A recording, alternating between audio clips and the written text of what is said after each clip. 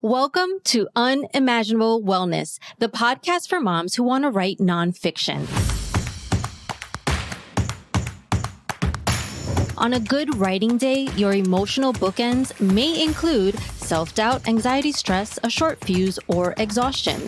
It's a lot, and so is being a mom. You cannot afford to lose your sanity because of your craft. I'm your host, Melissa Lorena. Here you can count on weekly mindfulness, journaling, and wellness conversations and practices that will get you out of survival mode and back into creation mode. I'm a mom too, and I've been writing nonfiction during my entire 11 mom years. I too can't afford to lose my sanity, and that's why I want us both to have the resources necessary to achieve and maintain wellness that goes way beyond our imagination. Sounds good? Then keep listening. Today on Unimaginable Wellness for Moms Writing Nonfiction.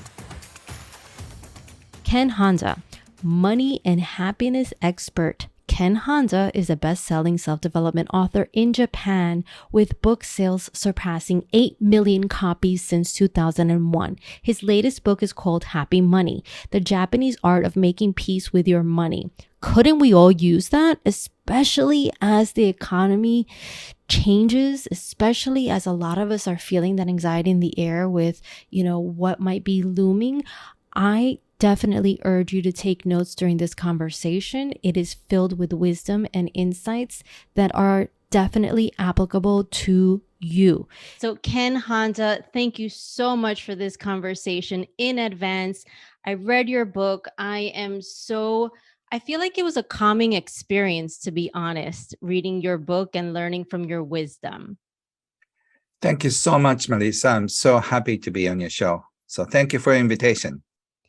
So you're very welcome. What I thought was so compelling is this idea. So in your book, Happy Money, you had mentioned that we might want to think about like our family history, right? Just like ancestors. And so it got me thinking. I was like, well, okay, my grandmother, she was from Cuba, Great Depression, and it made sense like why my dad was then all about, save money, don't spend it. Unless you're at the supermarket, I don't know why that was okay, but anywhere else, like don't spend it. And yes, so people have funny rules. Yeah, that's for sure. So let me ask you this question. So, now as the matriarch of my family and thinking about what I would love my boys, like the relationship I would love them to have with money. It's a little bit of a conflict because it's like, here I am coexisting with my dad, his values, his philosophy, but then I want my sons to like invest confidently, let's imagine, or actually use their money, not just put it all away like squirrels and nuts, Yeah. So it's like internet. And I think our kids are internet native. But I remember when I started using, and I'm sure if you're younger, if you are older than 20, you remember there was no unlimited usage. We got charged by the gigabytes or megabytes we used. So we cut off the conversation fast. When we have talking with friends. It's been only a few years since we have this benefit of unlimited talk time and also online time. So, but we used to cut our conversation because of money, didn't we? For sure. But our kids don't even have the concept. I was scolded more than a few times. I took too many pictures, back like 40 years ago. 40 years ago, you need to develop a film that cost about 30 cents or 40 cents per picture. So I was heavily scolded for just wasting the film. But now I think any kid's just taking like 200 shots and then their parents don't bother. So I hope money become that way in the future. I think kids are still scolded for not taking too many pictures, but they're scolded for wasting money. But they're not scolded for They're not held accountable for taking too many pictures. So, like that, I think we are getting free, more free, and from the limitations that even 10 years ago we used to have. How is it that we can retain our generous spirit if we see like our retirement funds going down and just like things getting more expensive? Like, how can we stay generous despite that? So we're being tested, you know. Oh gosh. Like if you're wealthy and billionaire, you don't have to practice generosity. But I think uh, the test of generosity comes in when you cannot feel generous. So, but I just recommend anybody who's having a financial fear or anxiety, that's the time when you start sharing. That doesn't mean that you donate half of what you have. It's just a quarter or dime or even a cent at the supermarket, a little box at the cashier. So when you feel worried about money, just donate some money, $1, maybe $10. And after that, just check how you feel. And after donating $1, I'm not broke, maybe I have more than enough. So anxiety and fear is an inside job. So it's just a fear that freezes you. Mr. Rockefeller uh, was experiencing insomnia because he was worried about money. And his doctor advised him, why don't you spend some money and you know how wealthy you are, which he did. And he realized that after spending so much money, he bought few houses and all that, he still had a lot of money. And then he realized that sharing what he had is just the best solution, best care for his insomnia. That's why and how Rockefeller Foundation was founded. And so if you feel anxiety and fear, start sharing what you have. And then you realize you have more than enough. So instead of just feeling stuck and shrinking, you have to go out there and more generous. That is the only way, by the way, to melt fear and anxiety, because love is the only energy that can counterattack fear and anxiety. And if you try to fight it, you're going to lose it because the fear gets bigger. And if you try to embrace love, embrace anxiety and fear with love and generosity, you can melt it. So you're not going to feel. So enjoy the joy of a giver, and your anxiety will be gone in 2 seconds. I had never considered that in terms of like when I feel very like hesitant, to spend, to open up, that maybe the actual solution is to spend and open up. Maybe that's actually almost like a sign or something. Yes. So just any amount will do. If you're too scared, just $1 it will be fine. Or like maybe a quarter, or maybe a cent or a dime, but the energy that needs to be out, it's like releasing every day is the basics of your health. If you hold on for 3 days, no number one, no number two, it's not good for your health. You have to go release and eat. So if you release what you eat, well, you can stay healthy. Money is the same thing. Hmm. And so is breathing, right? In and out. Exactly. And you know what? I found one common symptom, phenomena among wealthy but not happy people. They're experiencing what is the word? Constipation. Um, they have a hard time releasing what they have, and I hear a lot. So there must be. I hope some scientists do some research on that because they're holding on, I guess. Yeah, maybe, right? It's like this like physical symptom of like an Yes. emotional struggle that they have. Who knows? Who knows? You might be onto something there. For sure, for sure. Because also in your book you mentioned trust, and how that's a piece of this equation, part of the economy. Mhm. And I think when it comes to this relationship that a lot of us have with money, um, sometimes there is a lack of trust. Like, is Mhm. it always going to be there? What if I get sick? What if I need, and I'm thinking US perspective, insurance, or Mm. like there's all this like uncertainty. But then when you have a job, there's this predictability. And so a lot of people that might have ideas, creative ideas for using their talents and skills entrepreneurially, they're just scared. Like maybe they don't trust that they can make the money with any consistency or pursue what they want to pursue. How can we rebuild our sense of trust, maybe in ourselves, to Mhm. know that we can make money, or we could figure out how to get in Right. this flow? Right. So what I feel sorry for North American people is that they don't seem to have a good social net, safety net. So I don't want to go into too much politics, but the other day I went to a dentist for cleanup. Do you know how much I paid?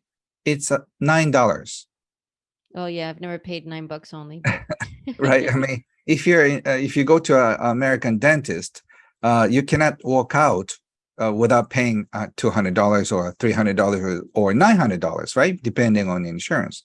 So, and also, say I go to a doctor and for a checkup, it costs about $13, like $40 at most. So everything is covered. And also, we have a good social security system. And also, there's some parts of Northern Europe, especially, and school system is it also different. Like my friend, whose daughter went to college, and he paid $4,000 for the college tuition. It's a year, 1 year, wow. and he was complaining, that is expensive. It's a ripping off. You know how much what my American friend paid for. So, and then also in Australia and France and UK and other parts of G7 industrialist countries, their college education is free, and they can get to decide if they pay the money scholarship Hmm. at the age of 30. If you're making more than, like, I think something like $100,000, you have to start paying. If you're making little money, you don't have to pay anything. Wow. And I think your president did a pardon for the scholarship, 10,000, I think. Yeah. which is good. But so for some countries, it's harder because there's less security net. But you can create your own instead of depending on your bank account. You can depend on people, which is also, I think, in general, most American people don't seem to have. If you come from a Latin culture, you know what I'm talking about, right? Your Yeah. families are close. When they'll make sure that you're not going to fall. People Right. come in to help you. But unfortunately, a lot of people they're very individualistic. This plate is mine. Don't touch Hmm. my food, and so you don't even talk about money between your brothers and sisters, and also among your best friends you don't talk about money, which is so weird for us or from Asian cultures.